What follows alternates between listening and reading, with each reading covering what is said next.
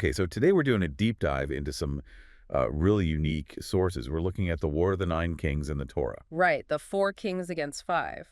Early on in Genesis, Parashat Lech Lecha. Exactly. And the sources we have, mainly from Beit Israel International, using the Gaddi frame notes, they don't just see it as, ancient history. Not at all. The notes actually argue it's far more than an ancient military event. They frame it as the first pulse of redemption history. The first pulse. Yeah.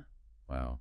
Setting the rules almost for everything else. That's the idea for all global conflict, and even anticipating the messianic process itself. So our mission here is to unpack why these sources call this ancient fight World War Zero, and how these battlefield movements supposedly encode the spiritual laws of what they call Mashiach consciousness. Which is that idea that history itself is kind of waking us up to redemption. Okay, let's get into that core archetype then. World War Zero.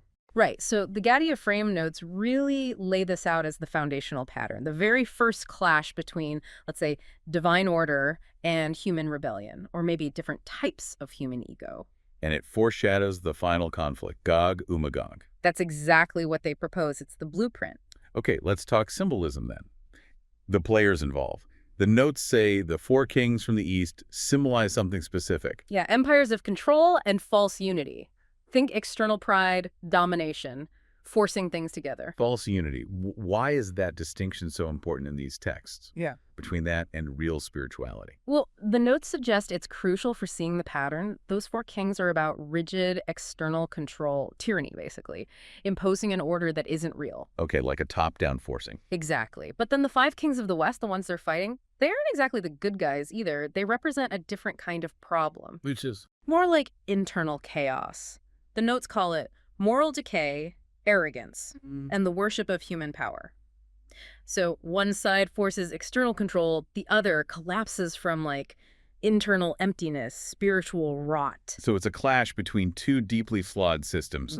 Neither has the real answer. Precisely. And that's where Abraham comes in. Right. He steps into this mess. He's called the Zadok, the righteous one, standing alone against these massive forces. And his rescue of Lot, his nephew, it's framed as way more than just family duty. The sources say it's the start of the messianic process. Yes, the very beginning.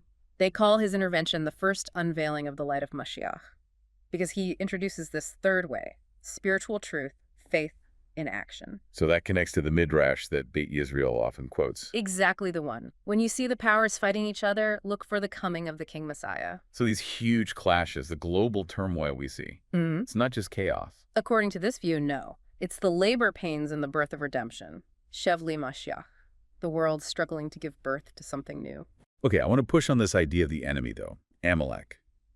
The Gaddi frame notes mention Amalek here in this story. But Amalek, the person, the nation, they haven't been born yet historically. How do the notes explain that? Treating an enemy as timeless. Yeah, that's a really key point they make, a kind of breakthrough insight. Amalek, in this spiritual reading, isn't just a nation bound by time. It's a principle. Exactly. It's defined as the spirit of forgetfulness, spiritual amnesia, you could say, the force that makes you forget the covenant, forget the divine connection.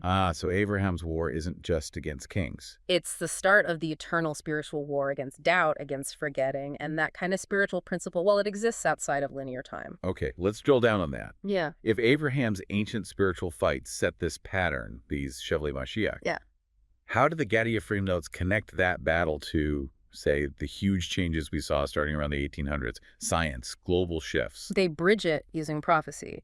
That Israel points to the Zohar, which predicted that from the Hebrew year 5600, that's roughly the mid-1800s, the gates of wisdom would open up wide. And that's not just religious wisdom. No, it's interpreted broadly. The explosion in Hasidic thought, yes, but also science, technology, global transformations, all happening simultaneously, a sudden burst.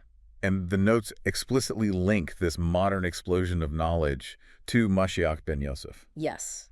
They define this period, this opening of wisdom, as the awakening of that Mashiach ben Yosef consciousness. Which is seen as the preparatory stage, right? The practical groundwork. Exactly. Preparing the world, gathering the sparks, clearing the way, you might say, for the higher illumination, the later stage associated with Mashiach ben David. So Abraham's victory back then, it wasn't just winning a battle. Far from it. It's seen as the first complete redemptive act. It symbolizes tikkun rectification, repair, Repairing what? repairing the spiritual shattered vessels. Yeah. He wasn't just defeating enemies. He was, according to this, elevating the trapped sparks of holiness within those flawed systems, those fallen nations. Setting the template for the final global tikkun. That's the pattern they see.